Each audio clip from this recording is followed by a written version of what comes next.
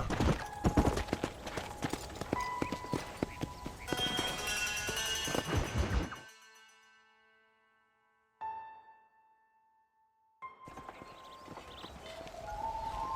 Mr. Marston, I've been hearing about your plans.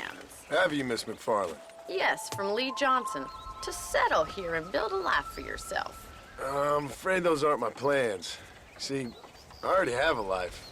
Well, I had one, and I'm trying to reclaim it. Or maybe what you could say is I had two, and I'm trying to end one of them so the other can survive. You do so love to talk in riddles, Mr. Marston. Do you do that, I wonder, as a substitute for having anything interesting to say? Probably, Miss McFarland. Oh, call me Bonnie, you fool. Call me Bonnie. Miss McFarland, I'm married. I have a son. I had a daughter, but she died.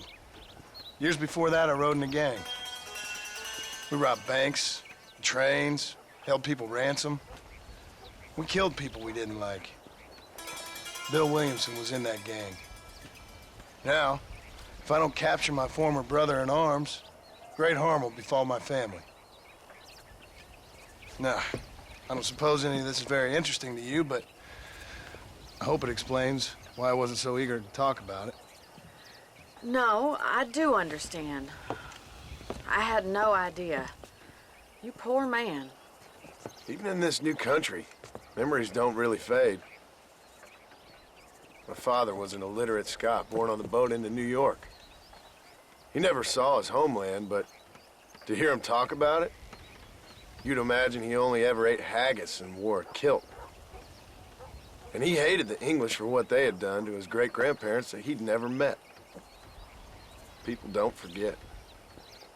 Nothing gets forgiven. That's true, especially when it comes to money.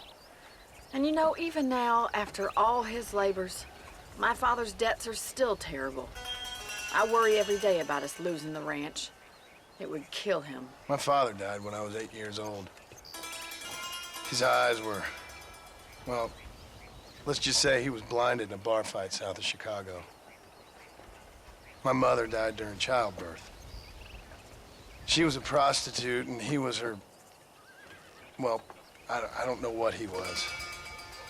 So I was sent off to an orphanage and ran away and fell in with a gang. My word. What a difficult life you've lived. The leader of the gang taught me how to read, taught me how to see all that was good in the world. He was a great man in a way. But you killed people. Sure. And I've suffered for it. And that's the life I left, or tried to leave. Said too much, Bonnie. I'm an uneducated killer, sent here to do all I can do well. Kill a man in cold blood so that another man may do his part to cut crime in an area, and a rich man can be elected governor on the back of these promises. Civilization is a truly beautiful thing, Mr. Marston. Listen, can you help me? Well, I can try. What do you need, money? No, nothing so complicated. I need an extra hand to take out the herd to pasture. Sure. Point me in the right direction.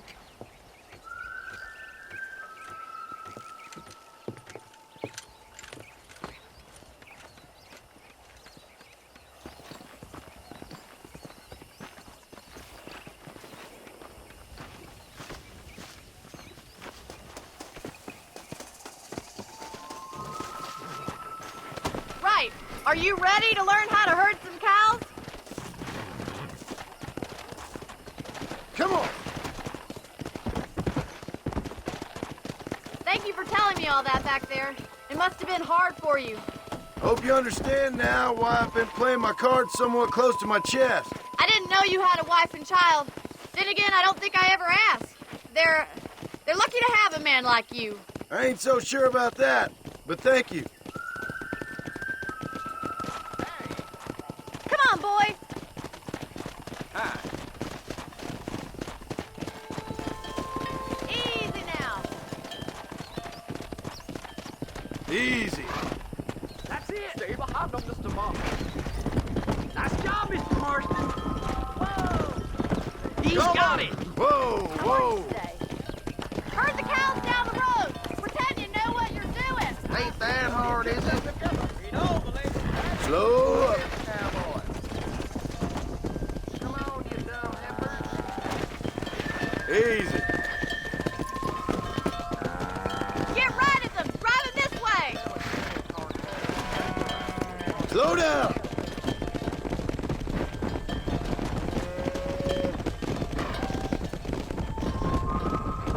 Here.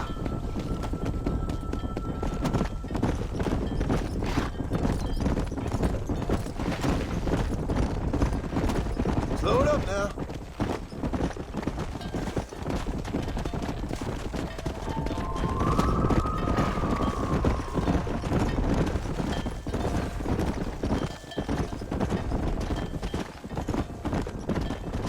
He's just showing off now. Whoa. Nail it down! Good. Now we need to move this entire herd out to the far pasture for grazing.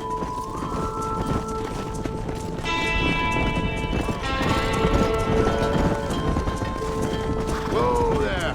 Keep sweeping behind them. That way they'll stay together. Barney's gonna love this. Move it up. Watch for the runner.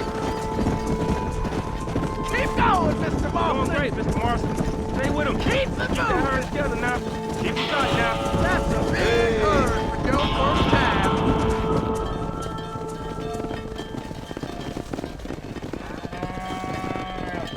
You're not bad with the herd.